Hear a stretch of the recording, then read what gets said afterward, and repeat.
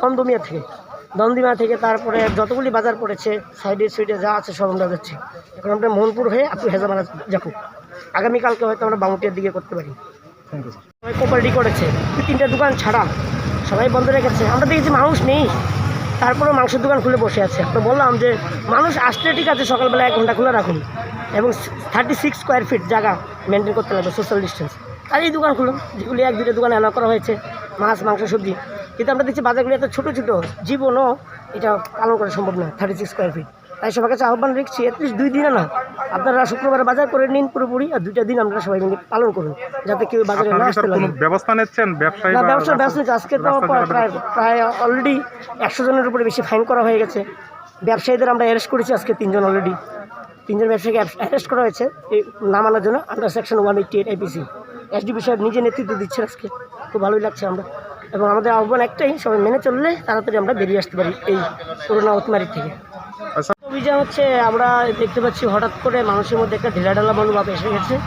আমাদের মোহনপুর সাব ডিভিশনে positivity rate কিছুতেই কমছে না, মাঝখানে কমেছিল। এখন মোহনপুর মিউনিসিপ্যাল কাউন্সিল কিন্তু লকডাউনের আওতার বাইরে ছিল, কিন্তু আবার লকডাউন দিতে হয়েছে। কারণ কি, মানুষ একদিকে টেস্ট কম হচ্ছে, ভ্যাকসিনেশনও একটা কমে যাচ্ছে।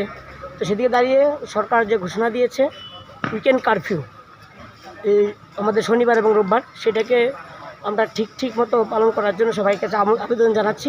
ঘুরে ঘুরে আমরা যেন সব দোকানপাট এগুলি বন্ধ রাখে, সবাই যাতে সোশ্যাল ডিস্টেন্স মেনে চলে, ভিড় এড়িয়ে চলে, এটাই মূল উদ্দেশ্য। চেইনটাকে যাতে ব্রেক করা যায়।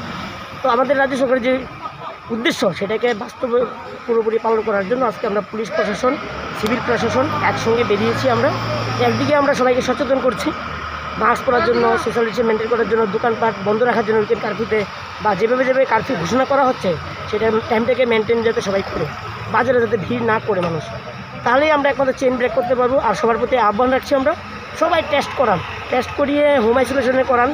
যারা যারা পজিটিভ হবে, এটা বিধি মেনে চলুন, তাহলে আমরা তাড়াতাড়ি উত্তরণ হবে এবং কারফিউ থেকে আমরা বেরিয়ে আসতে পারবো।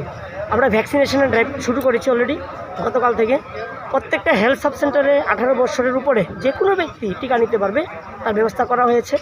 এবং পুরো গ্রামে গ্রামে গিয়েও টিকা দেওয়া হবে, সেই কর্মসূচি আমরা অলরেডি লঞ্চ করেছি। আমাদের উদ্দেশ্য আগামী 10 দিনে পুরো মোহনপুর সাব ডিভিশনকে 100% ভ্যাকসিনেশন করা। ইতিমধ্যে অলরেডি 4টা গ্রাম পঞ্চায়েত আমাদের অলরেডি 100% হয়ে গেছে।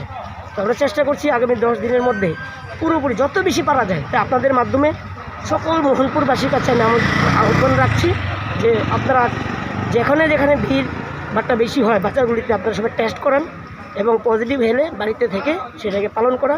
আর সব হসপিটালে গিয়ে, হেলথ সাব সেন্টারে গিয়ে টিকা নেওয়া, 100% টিকা নিয়ে নিন আপনারা, তাহলে আস্তে আস্তে এটা কমে আসবে। আমি চাই এসডিএম মোহনপুর সবার আগে যাতে আমরা পুরোপুরি কারফিউ করোনা মুক্ত হতে পারি, 100% ভ্যাকসিনেশন করতে পারি আমাদের মহকুমার মধ্যে। ধন্যবাদ।